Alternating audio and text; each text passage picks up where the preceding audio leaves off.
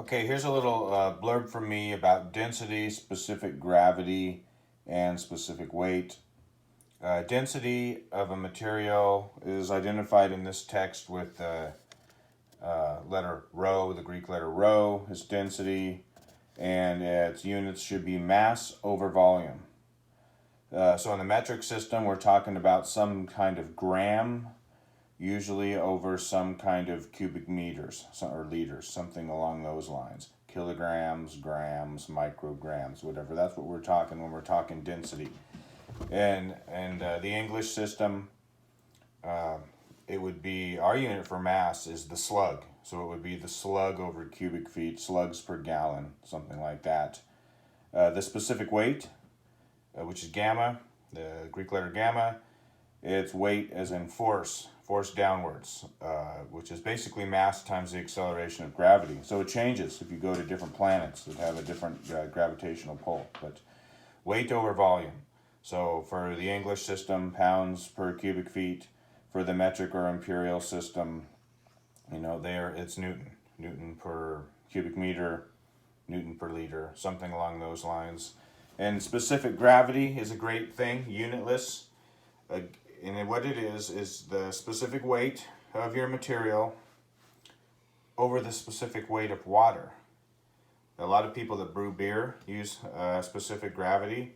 Basically, if it's higher than the number 1, it sinks, it's heavier than water. If it's lower than the number 1, it floats.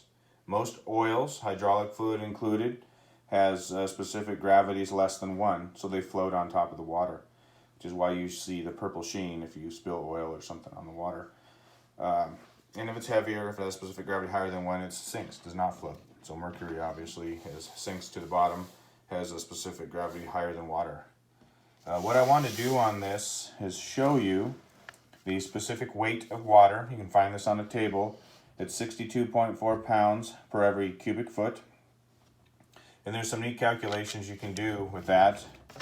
Here is some bored kids trying to figure out how much pressure is at the bottom of a tube that goes up a couple floors, 20 feet, let's say.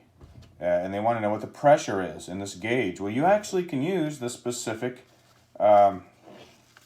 weight to actually find this, just by knowing the distance and the material.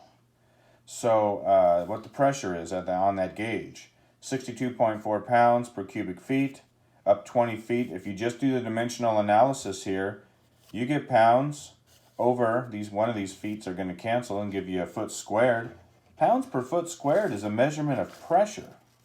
Up 20 feet is going to give you 12,486 pounds per square feet. We usually don't measure pounds in square footage. We measure pounds in square inches, PSI. So I'm converting it square feet to square inches by multiplying by 1 foot 12 inches twice. So foot squared, inches squared. There's also 144 square inches in a square foot. And that winds up being 8.67 pounds per inch squared, just to be up 20 feet. Another thing that's interesting about that, that's getting close to 10. It's almost 9. If we get up too much higher, say 39.4 feet. Not 39.4. 33.9. Let's see, I did it on the next page. How come I can't remember numbers? I did, yeah. If we get up to 33.9 feet, I did a little problem trying to figure out using our atmospheric pressure of 14.7 pounds per square inch. If we go up almost 34 feet, 33.92 feet, we wind up having 14.7 psi at the end of our gauge. So if we were to go up, almost 34 feet, we would have, double atmospheric pressure down here. We would have atmospheric pressure on this gauge and atmospheric pressure all around us. Why that's important is you cannot use a pump to suck up or pull up, because there's really no such thing as that, fluid that high.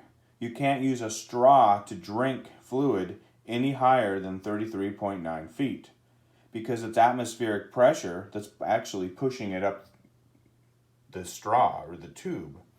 All you can do is make a vacuum at the top and hope gravity can push it up that high. And that's one of the reasons why well pumps, we have a lot of wells in this area, they're way deeper than 34 feet. So they actually have to put the pump in the bottom of the well and pump up. There's no such thing as pulling water up that high. So if you've got a house on top of a 100-foot cliff and a lake at the bottom, you can't have a pump in your yard sucking, quote, quote, water up that.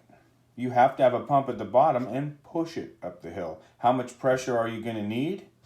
Use 62.4 pounds and the amount of feet you need to go up, and that's how much pressure it's going to take.